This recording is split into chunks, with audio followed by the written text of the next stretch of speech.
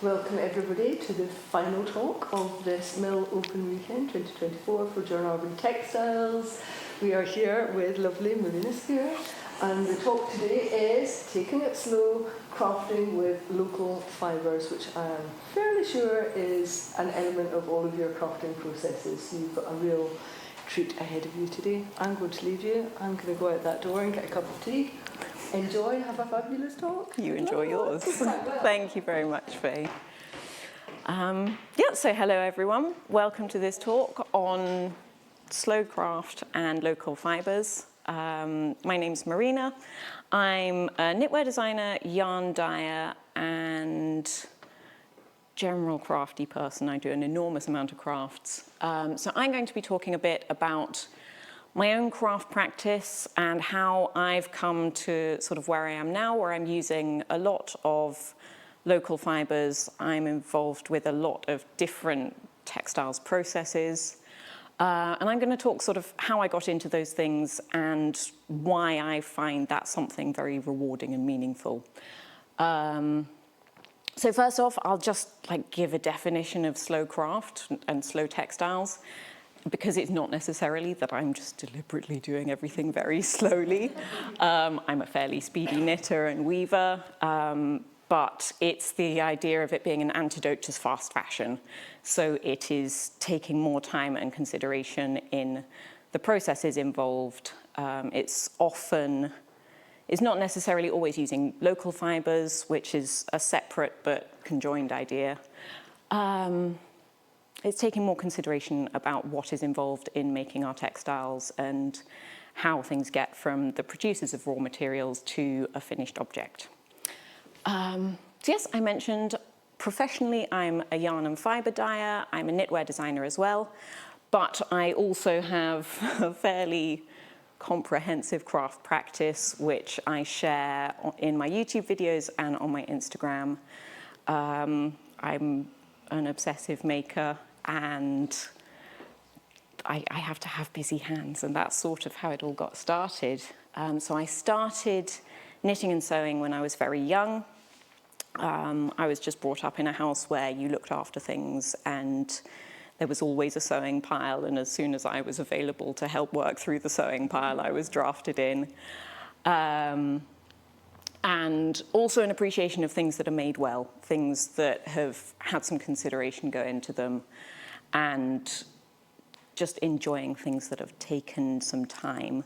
And so through that, both of my grandmas taught me to knit, because I forgot how in between. So when I was roughly 7 and roughly 12, I made my first project when I was 12. It was a scarf out of all of the oddments that family members on a trip gave to me.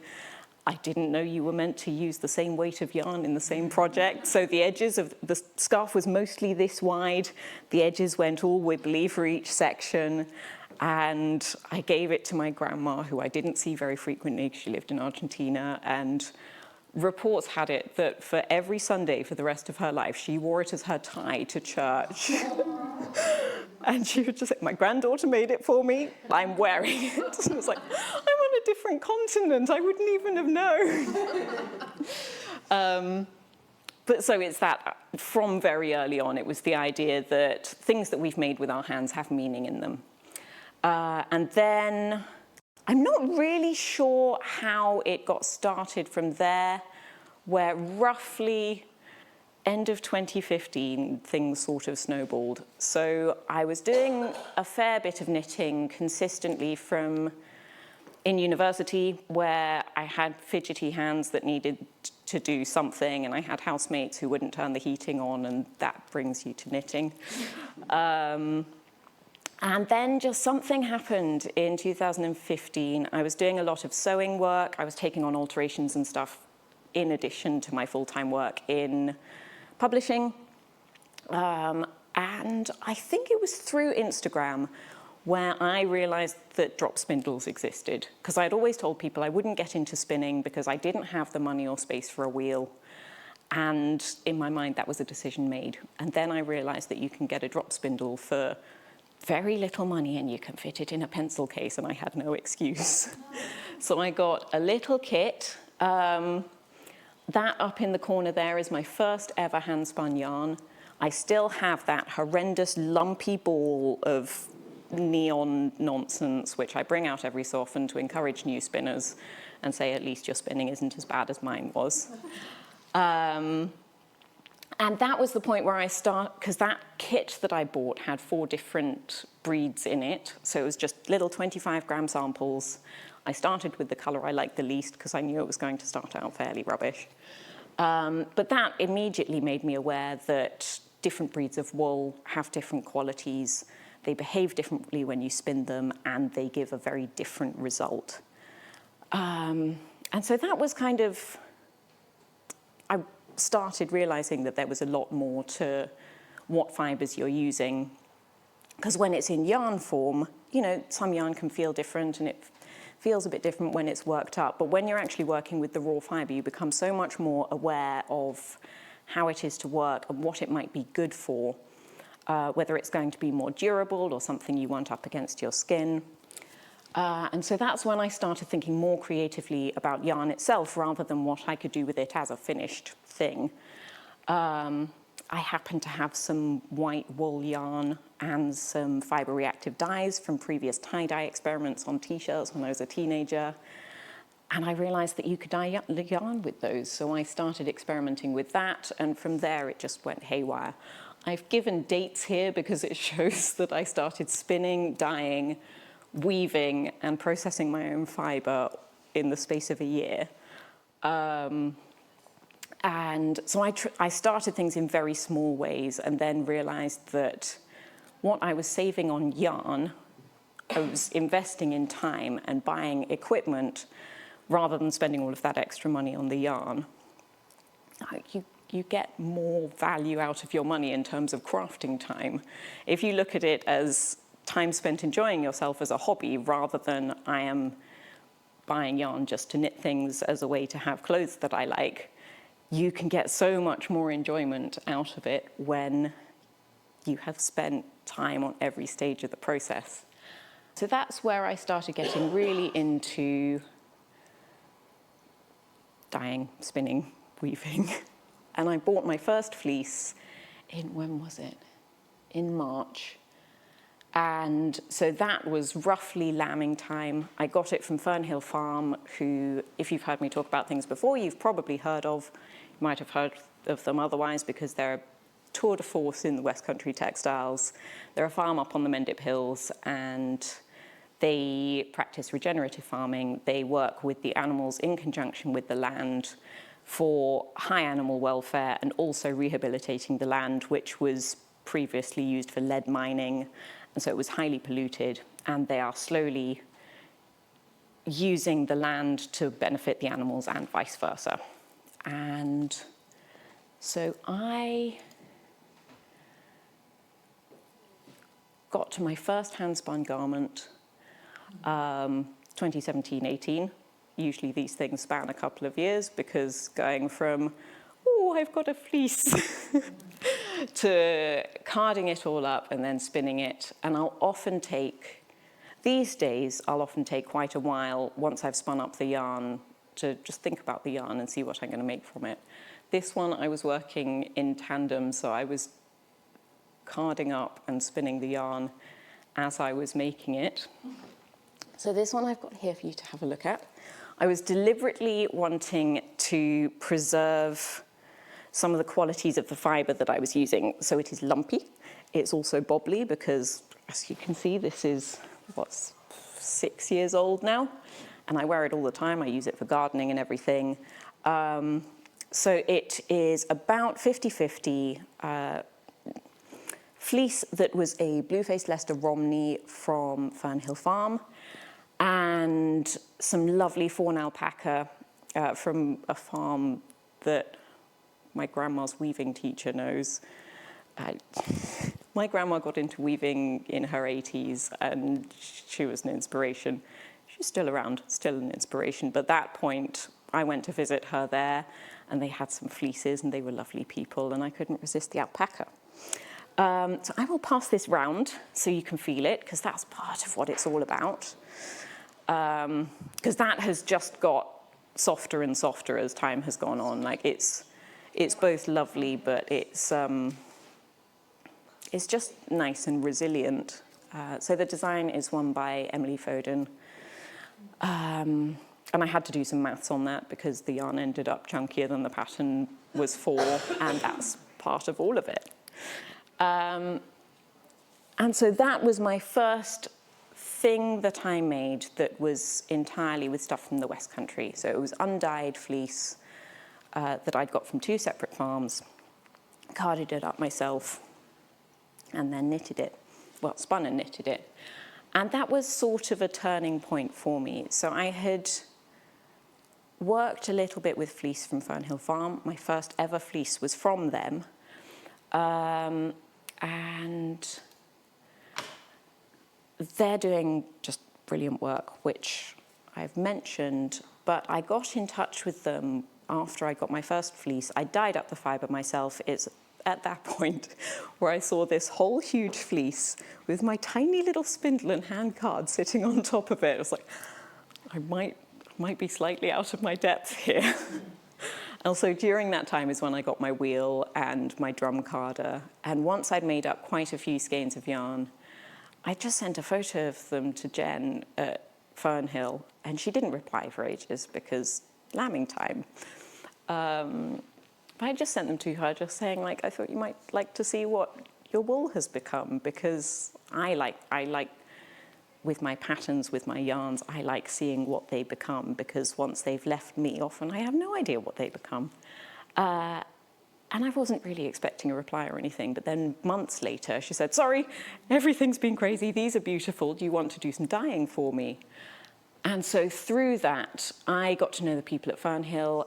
I learned an enormous amount about wool and British breeds.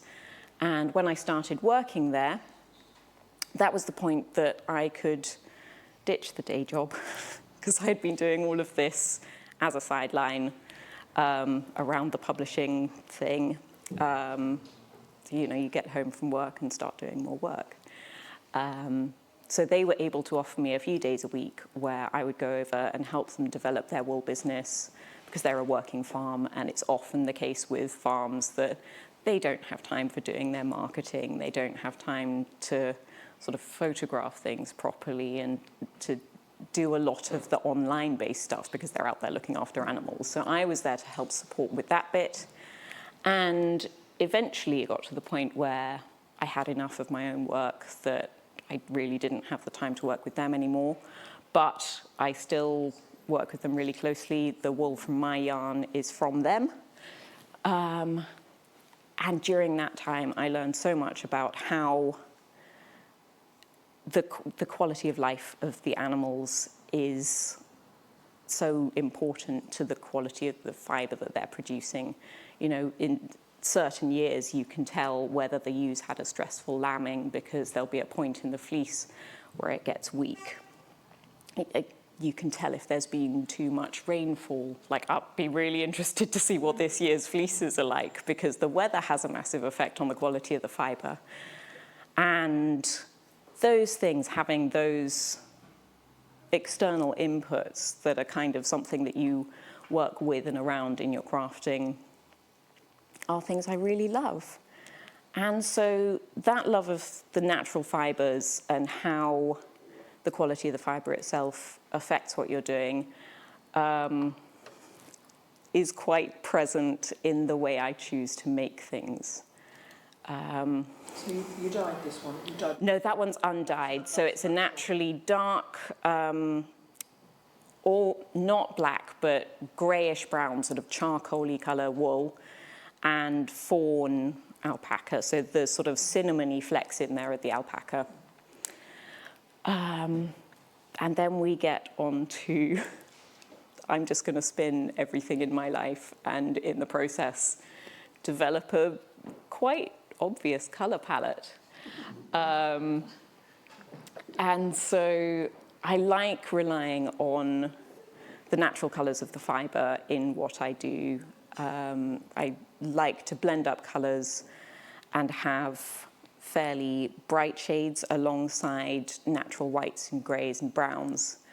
And that leads to a fairly cohesive palette. So I'll show you a few of these things. So this is my design. It's the Leoma shawl. It's much bigger than my original sample of this. But that's the great thing about shawls. You can kind of just keep going. It's 2 yarns striped. The grey is wool top from Fernhill Farm. It's an undyed one, and it's from the luster part of their flock. So they've got a lot of Romneys, they've got a few Teeswaters. I think they have maybe they have a Wensleydale ram now. I need to double check that with them. But they've been working on their lustrous fibre, which means that they can produce yarn that's good for socks. So nice long staple lengths. And the other yarn is, let me put this here, the one that, oh no, it was in this one. So this one I spun up specifically for this, and the green also became this because I had some left over. And these are knitted at very different gauges, so this is quite a tight gauge. And this is where I've had loads of fun with what I call kitchen sink blends, where I will take a lot of fibres with quite differing qualities and blend them together to make something that you just couldn't make in a mill. So this has got Angora, which is really, really fine, and which is what is giving it most of that mad halo. It's got mohair, which again is contributing to the halo, but this is adult mohair, so it's fairly sturdy. It's not the softest, but overall this is really soft. There's alpaca in there again, which is quite fuzzy. And then there's some Shetland and blue-faced Leicester, which are kind of staples for me because they're lovely fibres. And so this has got some really, really vibrant green blended with lots of greys and whites, which mute that down. And then you've just got like little flecks in it, which I really love. And it's one of the things that I really enjoy about these yarns, where they're such different fibres. You couldn't blend them together commercially because they have such different staple lengths. Some of them are quite coarse, some of them are really fine. And it's the sort of thing that doing things by hand, you can account for that. You can, when you're spinning, you can say, oh, we've got a bit of a longer bit here. Going through a mill, that would be a big old slub. Whereas when you're doing it by hand, you can just take a little bit of extra time over that section, and it gives a lovely result. And then this is that same yarn knitted much more loosely. The actual pattern is a jumper pattern, and I left off the sleeves because this is what yarn I had left from that. And then the sort of pinky brown in this one is the remainder of the contrast colour of that one. And yeah, I'll give you this one as well. Is that one of your patterns? Yes, that one is Leoma. So the original sample, it was in a sort of tealy colour and a nice buttery yellow. That one I went really, really low contrast. And I used, it's a much finer yarn than the pattern called for because it's originally a DK one. But it's one that, you know, you start with one tiny corner and then you just keep working out. So you just Run out of yarn. Yeah, exactly. That's why the striping pattern changes in that, because let me see here. Yeah, so I started in that corner, and then here I started doing just alternating yarns every row. And then here is like, oh, got a bit more of the pinky brown, so we'll swap around how we do the stripes there. And that is the nice thing about it. You're just constantly doing stripes, so you can play with the pattern of them, and it's a good way to use up yarn. And then also in that outfit, this one, I'm so proud of this one. I've been wearing this skirt a lot, so this is hand-dyed, hand-spun, hand-woven, hand-sewn. No, sorry, not hand-sewn. It's mostly sewn on the machine. There are hand-sewn bits, but I like to think of the slow craft thing as being not powered by electricity. So I'm not doing, you know, with my spinning, yes, I'm using a spinning wheel, but it's powered by my foot. But I've done a lot of sewing on the sewing machine, and it's just much easier for me. And it gives nice strong seams as well. So this I designed to use up as much of the fabric I had as possible. So I have a 24-inch wide loom, which for me is just about my width. So this is the first thing I ever wove to make clothing from. It's just my width. But for skirts, if you do something longer, you end up not being able to walk. Have a sort of 1910s hobble situation. And so when I make clothing from hand-woven fabric, it's about reducing waste as much as possible. So the only part wasted from this was the little section I cut out for the head hole. But otherwise, it doesn't have shoulder seams. It's just one length of fabric that goes over the shoulders, and then with side seams. So the yarn for that one is my Mendip 4-ply, which I plant dyed, and Woolly Mammoth Fibres Jacobs yarn. And you can tell that that was one of my early attempts at weaving fabric because it's slightly wonky, but it's one of the things that I do really like is having, you know, if I want something to be perfect, I can buy it in a shop. But I think by doing things yourself, making choices and allowing inconsistencies, it has so much more character. So this one, the warp was dyed and the weft was undyed. And I had about this much fabric left at the end of it from the end of the waistband. The rest of it all went into here, so I've cut it in panels. So there's a seam here and a seam here and a center back seam. And yeah, that one I was really proud of. And I'm excited about weaving because I've been doing knitting for a long time. I've sewn for a long time, but being able to make fabric that, you know, knitting isn't necessarily suitable for every type of garment. I would love to make some trousers from hand-spun, hand-woven fabric. It would be astounding, but I don't think there's a way I can do that without creating some waste. So then behave yourself. I'm just going to pass around more things. So this is, I love this one. So it's very, very drapey. Again, we've got lots and lots of different fibres in here. There's quite a bit of mohair. There's a lot of wool from Fernhill Farm, so that will be Shetland Teeswater. The mohair is dark purple. You can see bits of it in here. There's some other mohair which is yellow, which you can see little mad tufts of here. And then there's a lot of orange and pink in there. But it's got some undyed soy fibre, which definitely isn't local, because I happen to have some in my stash. And once I blended everything up, it's that blend in the middle of the bottom there.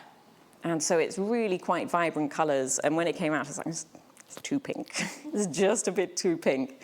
So I put in some undyed fibre just to tone it down a little bit. And this one, you can tell that I've worn it a lot. I spun that yarn and knitted most of it when I was pregnant with my son. And the last photo I have from before I went to hospital was me holding that one up, seeing how much more knitting I needed to do, and thinking, am I going to be able to do this in the hospital? It stayed at home. It didn't go with me, but it meant that the last section with the pockets and everything, I did with a tiny baby attached to my leg because he couldn't be further away from me than that. And so each of these projects that I've made, this one, I dyed the wool, but not the wool was the warp, the weft is nettle fibre. But I wove this when I was recovering from a wrist injury and I couldn't knit, but I could just about weave. And so each of these projects for me has memories of a time in it, because you spend so much of yourself on what you're making that each time you see that thing, that dress is sitting weaving in the garden next to my insanely bright lupins. Each thing has memories in it.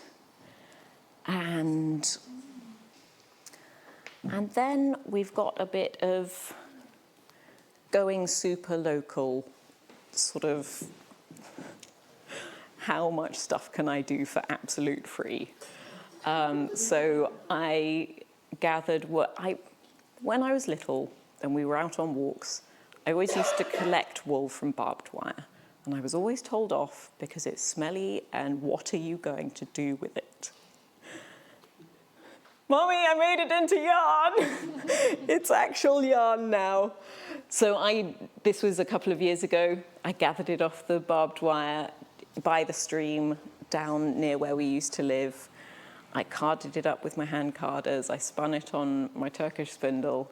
And I've just got, oh, no, it doesn't want the mouse to work. But the one on the bottom left is a tiny little skein of yarn that was from the sheep from the field just over there by my house, to prove that there is fibre around us everywhere. So the basket that it's sitting in is nasturtium fibre from my garden, which works as a really, really nice straw. If you don't clear away your nasturtiums once they're dead and they've sprawled all over your garden, you can gather them up, you can soak them, you can turn them into baskets. I've been plaiting some up like straw that eventually I would love to make into a straw hat, but I have about 4 billion projects that need doing before that. Then the one with my hand at the bottom there and the one next to it is nettle fibre. So stinging nettles gathered from the woods near my old house. That is a feat. So I was inspired with that one by Alan Brown, who is an amazing textile artist who has made a dress out of nettle fibre. And a friend of his has made a film about it, and I highly recommend it. It's one of the most inspiring and beautiful things. But he described it as the fibre of the landless. And it is fibre that you don't have to have somewhere you can keep sheep. You don't have to be able to specifically grow the flax. You go to a neglected bit of woodland or road or the end of a friend's garden where they've got nettles that they definitely don't want. And you take them and you beat them up and you comb them and you strip them and you turn them into something that is useful. And it's hard work. It doesn't have amazing yield. It is probably for someone who enjoys doing things for the sake of it. But I'm hoping to have enough just to weave a strap for my camera. That's all I want. And then at the bottom there is a basket I made out of brambles and ivy stems from my local woods. It's just stuff that you go out and you're on a walk and you just start weaving things together. If you don't have a child who's splatting into puddles and stuff, because that takes up more of the time now. The handle on that one has since broken. I've cut it off. I'll be sending this one round in a minute because it's got things in it that I want you to see. So it's that idea of just being able to go out and get things from the floor and remember the walk that you were on, but make things out of stuff that's truly just outside your door. You don't have to spend any money on it. You can get your crafting from anywhere and make things that are lovely and useful, and you will remember. And then we get on to a bit of my design work using more commercial yarns. But this is a focus definitely on local fibres. So I have these two here, and these are John Alban yarns. And so this is Appledore yarn, which is all fibre from the West Country. They're all fairly local farms.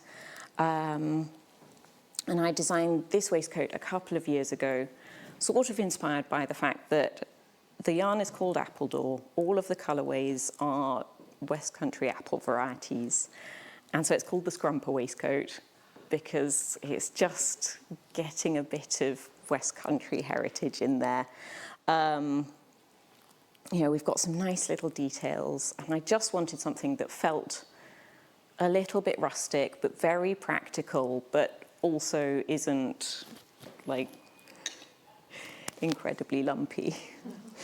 And so, we've got builders working in our house the other day, in our house at the moment, and the other day, the electrician and the plasterer were just chatting in the kitchen, and I overheard them reminiscing about going scrumping in their youth, and it's like, I feel like I haven't actually lived in the West Country until this point.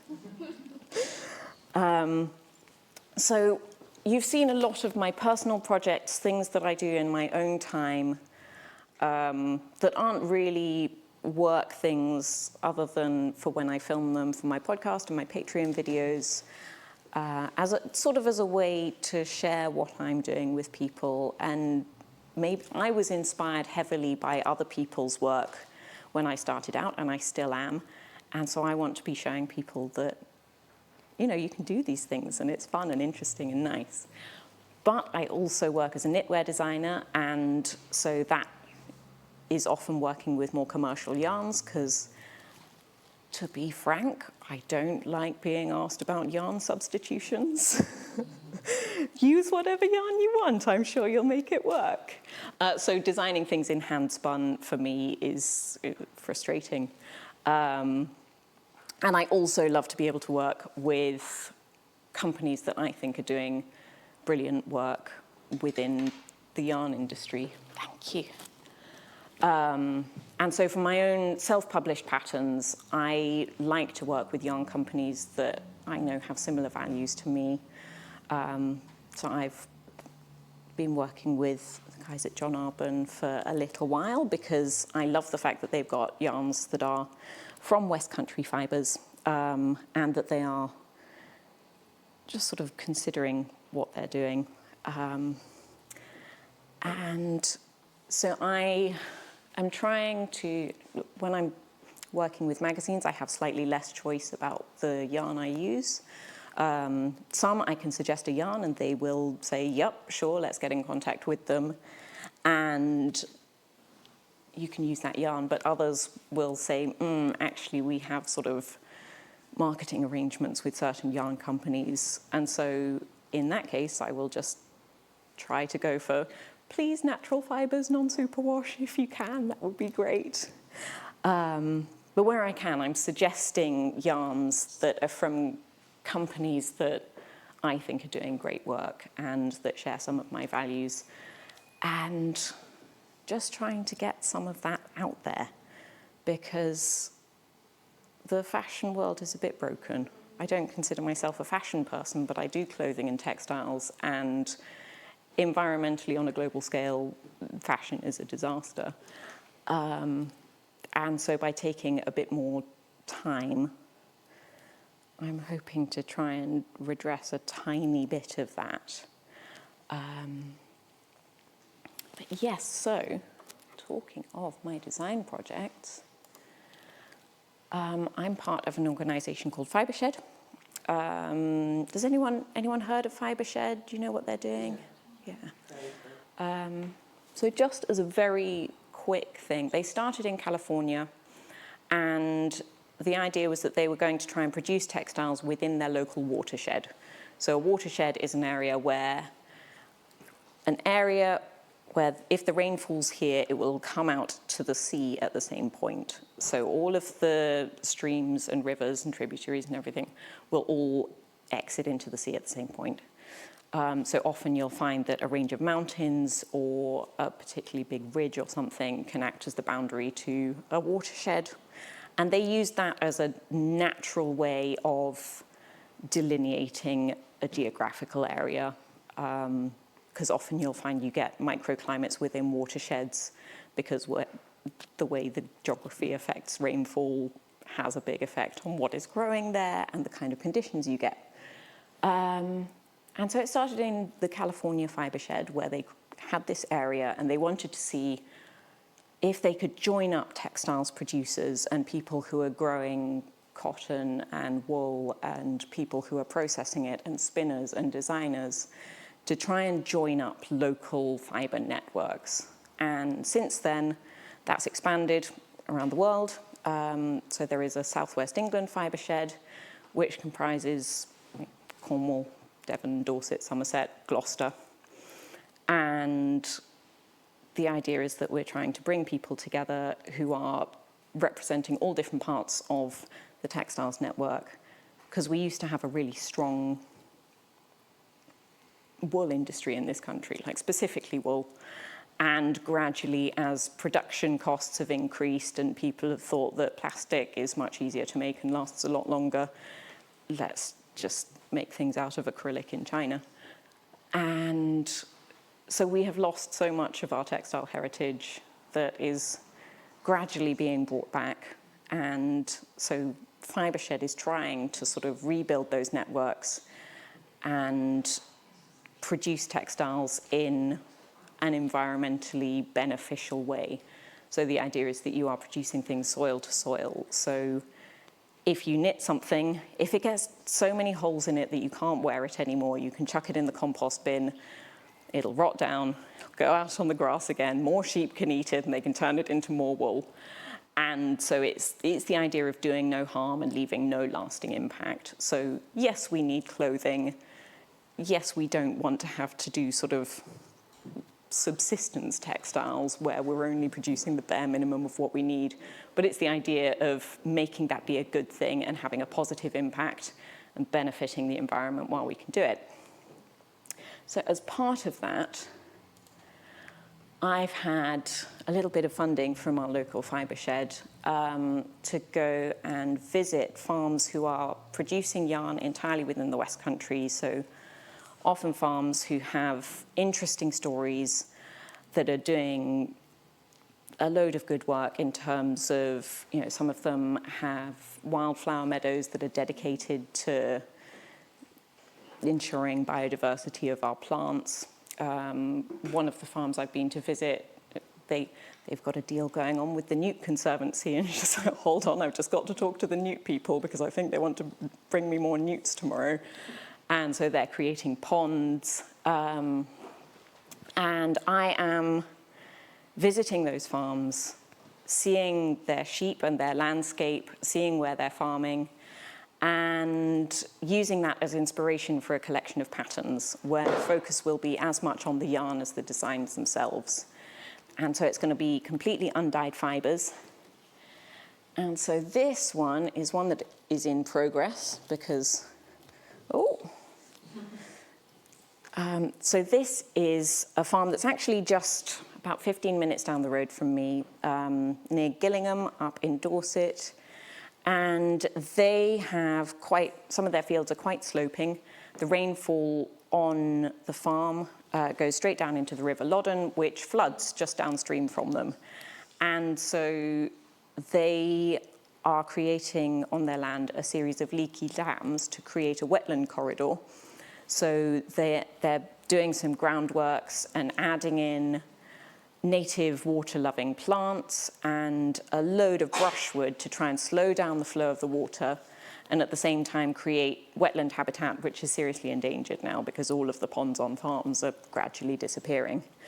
And so this design is inspired by that. This is their Shetland and Dorset down yarn, and it's inspired by those branches of brushwood that they've put on the ground to slow down the flow of water, and also the willow branches that they feed to their sheep in the winter. So the idea of tree hay being, you know, branches of trees and things that have been chopped down, and then they chuck them in with the sheep, and they can strip off the bark, and they have a lot of nutrients in them. And things like willow branches have natural aspirin in them. That's where aspirin comes from. And so it's increasing the biodiversity and allowing the animals access to things that are good for their health. So the colourwork pattern here was inspired by that. So those are the kinds of details I'm trying to take into this project. And I'll hand that. Sorry? What's the wool for this one? So it's Gutchpool Farm, and it's their Shetland and Dorset down. And that one is the 4-ply, and they also have DK, and they do have dyed colours as well, but I'm going completely with the natural colours for this one because I love it.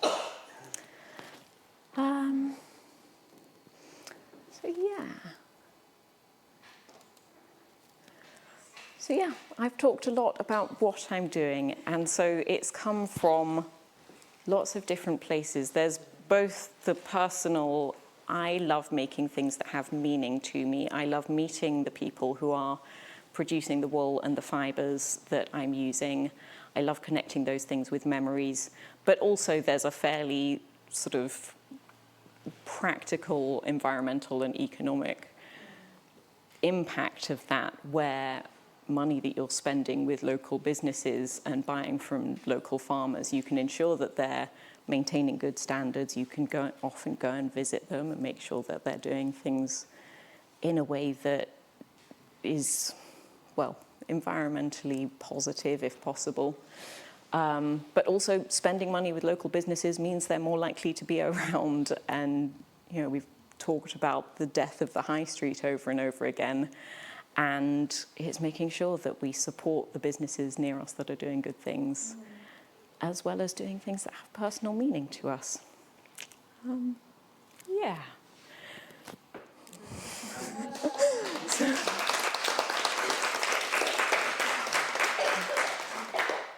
So does anyone have any questions about anything from pattern names that I've forgotten to tell you? Oh, I forgot to pass around this one. This is another hand-spun one. Just wing that round. That's got some plant-dyed fibres in it from my old garden. Chunky cables. Lovely chunky cables. That pattern is Heath, which I can't say in a normal way because I don't speak Welsh. Teresa Shingler is the designer. It's spelled L-L-I-F. And Cliff, yeah, there you go. There you are. You can correct me whenever I attempt. And yeah, that's a really nice pattern. Yes. I've got one. Yes. I'm really impressed with your shoulder seat. They're so neat. What is it? How do you get them so flat? My shoulder seams, 3-needle bind off, pretty much always. It's a nice strong method. I think, is the cardigan still going round? Yeah, it's there. Cool. Yes, 3-needle bind off. And it is not quite as strong as binding off and then stitching together with mattress stitch. But it is reasonable. Absolutely. Grafting has no strength to it whatsoever. Well, no, it has the same amount of strength as the rest of the fabric. But it's not additional. Yeah. So, yeah, for shoulder seams, for heavy things, where you've got a lot of weight hanging off it, it helps to have bound off edges. But 3-needle bind off is my preferred one. I do quite a lot of stuff bottom up, which lends itself to that. Who's hey.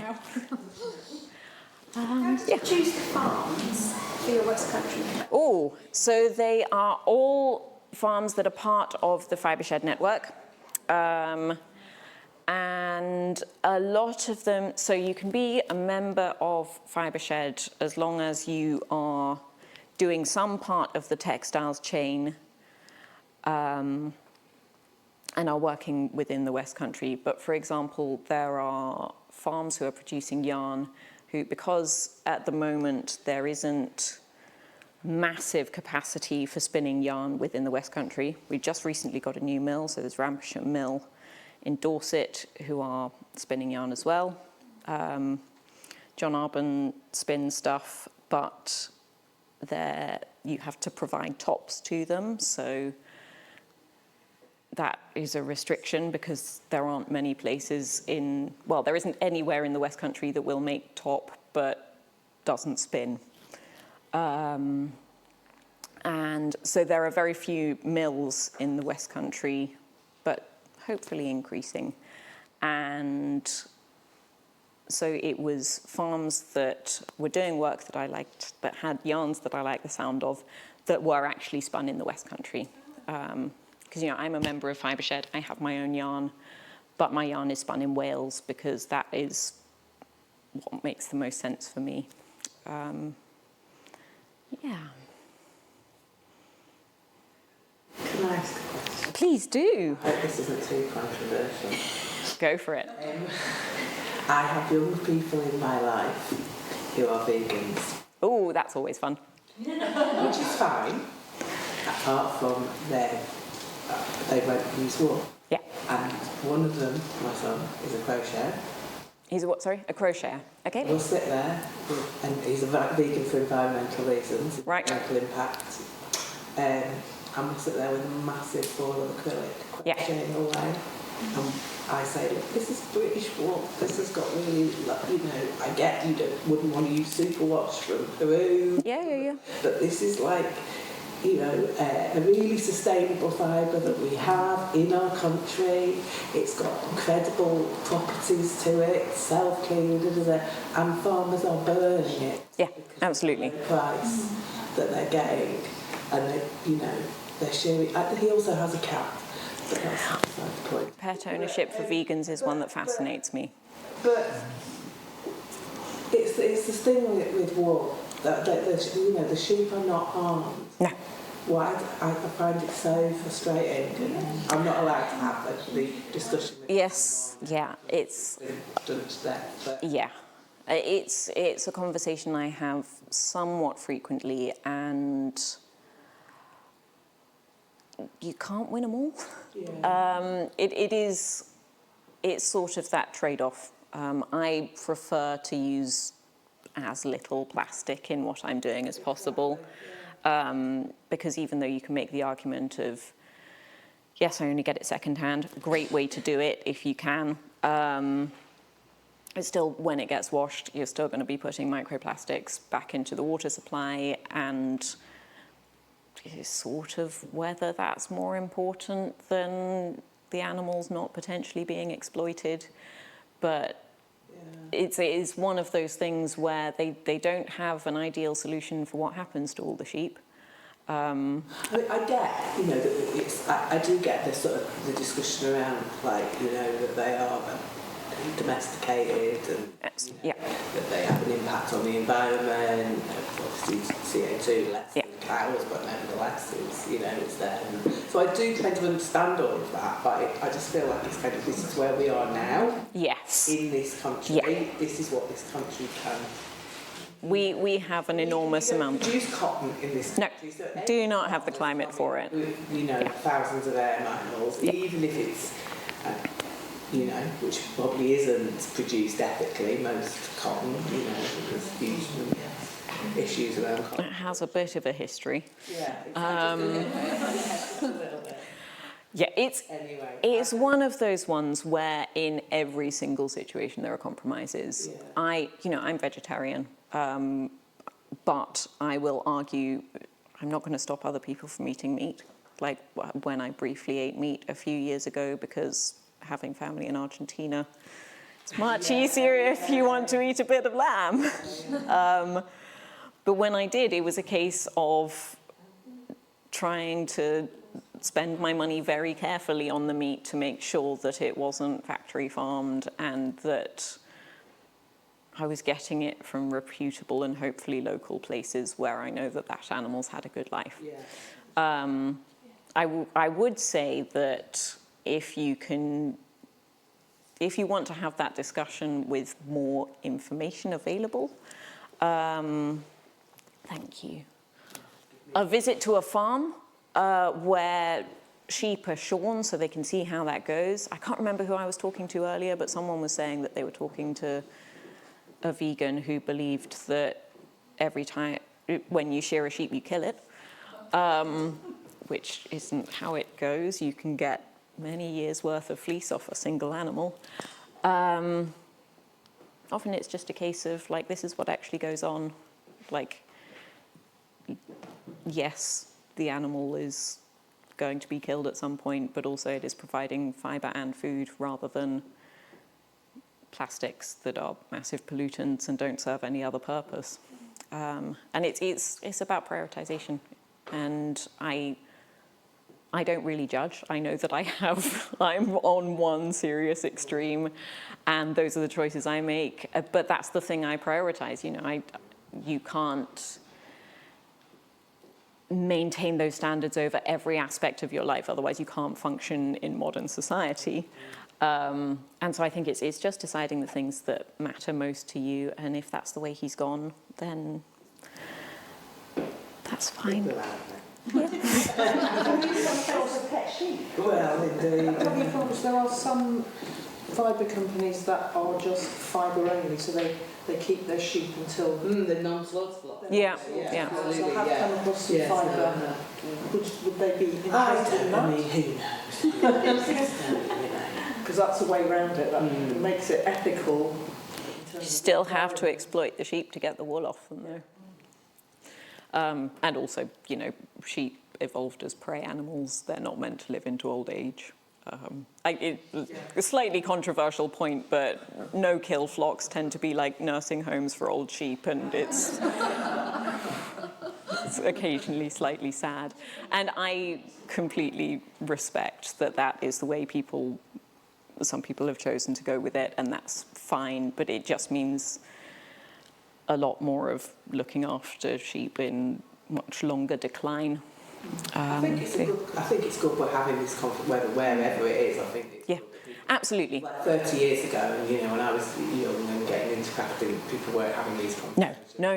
There's a tiny amount of like crazy vegans. Yes. Who are just sort of bonkers. Yeah. But I think, you know, around sort of climate change, sustainability, people are having these questions about provenance and all that kind of thing. So I think overall it's really positive that people are. A few decades ago, people who practiced organic gardening were thought of as being mental.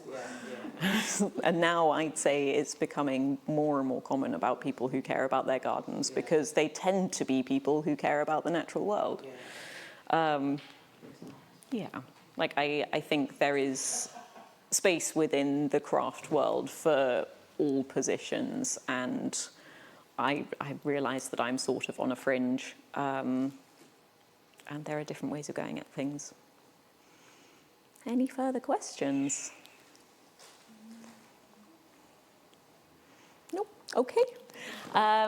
Cool. Well, my things are going to be here for a little while, so you can squish further if you'd like to. And I've got my patterns out there if anyone wants to come and have a look at those. So, yeah. Thank you very much.